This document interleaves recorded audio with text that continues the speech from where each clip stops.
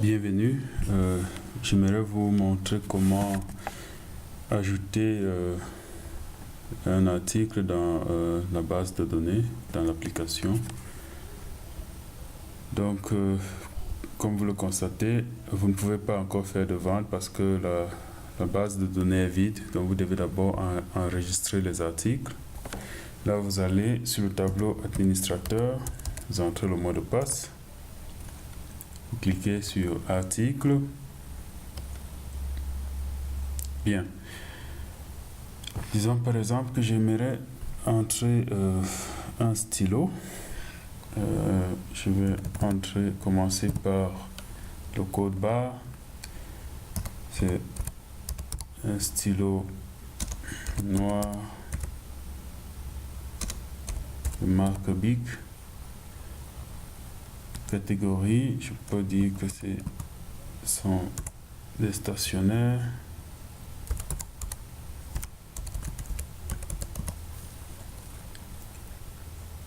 Catégorie 2 sont des stylos. Catégorie 3, je peux dire simplement stylo noir. Donc si je veux voir si je veux voir mes stationnaires, je vais dans la catégorie 1. Si je veux voir tous mes stylos, catégorie 2. Et si je veux voir tous mes stylos noirs, si j'ai les différentes marques, c'est dans catégorie 3.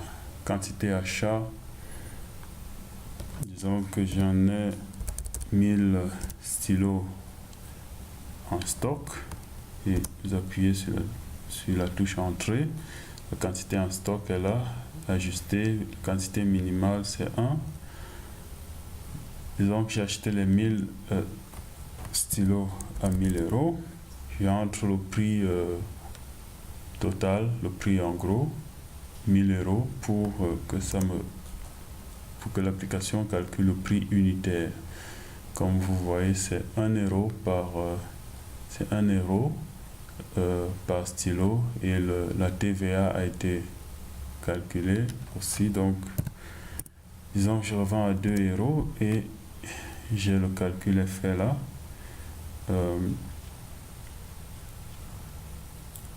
Bien, je peux continuer, sauvegarder et nouveau article.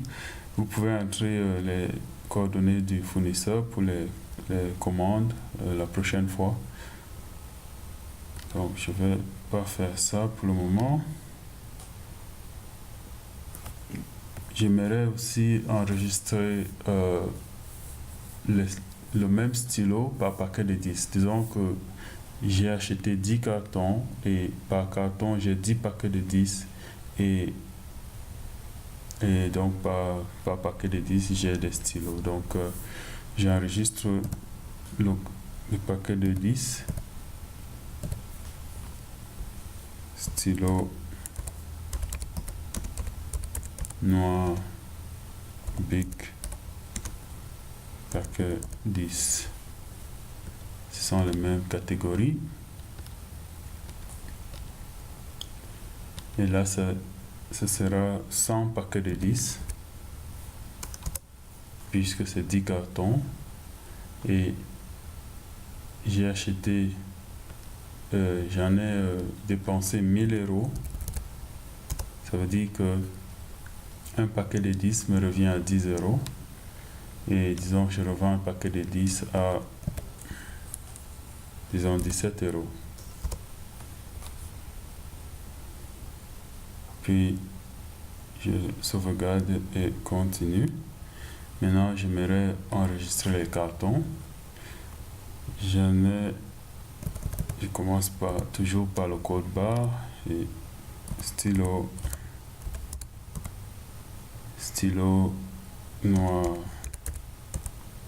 Bic carton de 100, puisque c'est 100 stylos par carton. De même catégorie.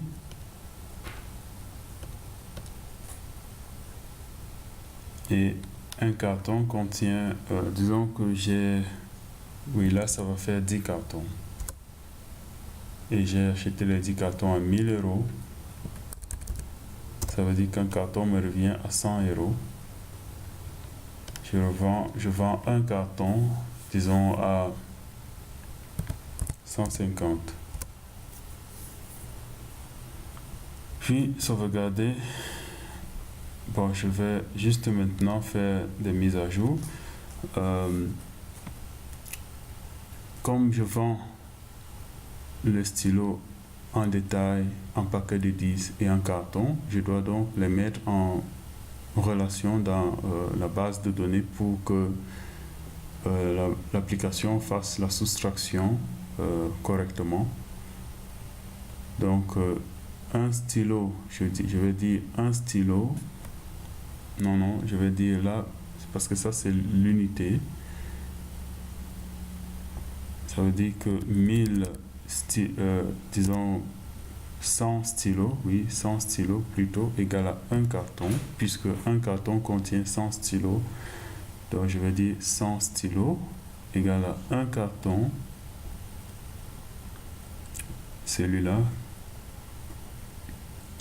et je confirme. Ça c'est juste pour que je me rassure que j'ai bien enregistré.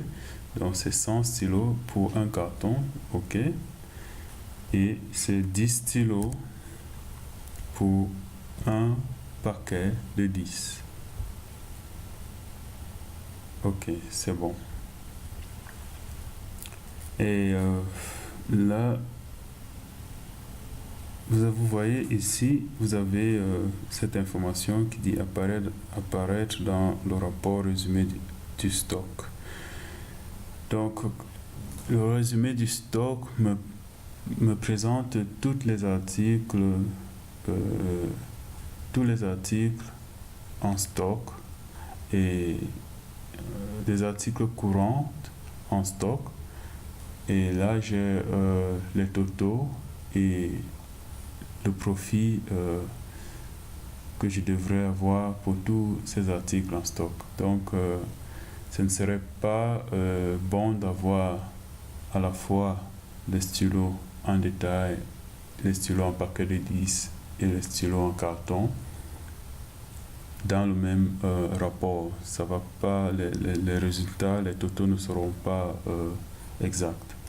Donc, je peux choisir de laisser le stylo par unité dans le rapport et les autres, le paquet de 10 et le paquet de 100, je peux les enlever. Donc, je laisse les unités. Je dis sauvegarder. Maintenant, les paquets de 10, je vais dire un paquet de 10 égale à 10 stylos. Celui-là. Et puis, un paquet de 10, non, plutôt 10 paquets de 10 égale à un carton. Égale à un carton. Et je n'aimerais pas que ceci figure sur le rapport résumé du stock. Puis je passe au suivant. Un carton de stylo égale à 100 stylos.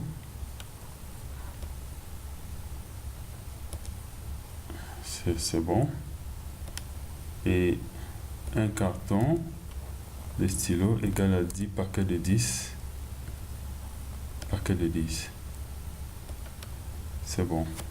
Et je n'aimerais pas aussi que le carton figure sur le rapport résumé. Je clique là. Donc c'est bon, je peux donc disons par exemple que j'aimerais faire une remise. Si vous prenez 5 stylos, je fais une remise de 2 euros pour 5 stylos. Je peux entrer les dates de début dans la période de remise, si c'est une solde ou bien si c'est continuel. Je suis pas obligé d'entrer de date. Je dois pas entrer de date. Et là, vous avez la référence pour solde sur un ensemble de divers articles. Ça, c'est quand, par exemple, vous voulez faire la solde sur un stylo, un crayon et une gomme. Donc, si un client prend ces 3 articles, vous faites une réduction. Donc là, vous créez une référence que vous allez donc mettre. Cette référence, vous allez l'entrer dans pour les 3 articles. Donc, quand vous enregistrez le crayon, vous devez mettre la même référence. Quand vous enregistrez la gomme, vous mettez la même référence. Comme ça, la réduction que vous avez enregistrée ici sur le stylo va donc s'appliquer quand quelqu'un prendrait les 3 articles. Donc c'est ça. Vous pouvez donc maintenant sauvegarder et fermer. Et fermer le tableau administrateur. Et la vente est prête pour les stylos. Donc si je clique sur ce stylo là, vous voyez, ça me rappelle que 2 € de réduction pour 5. Donc changer de quantité si c'est au moins 5. Donc si quelqu'un prend 5 stylos par exemple, ou 6 stylos, disons 5 stylos, juste pour voir la remise, et c'est automatiquement à 8. Alors si je dis par exemple 6, alors ça passe à 10 puisque le 6e revient à 2 €. Donc là, les 5 sont à 8 €. Donc c'est ça. Donc je vais m'arrêter là et faire une vidéo spécialement sur la vente. Je vous remercie.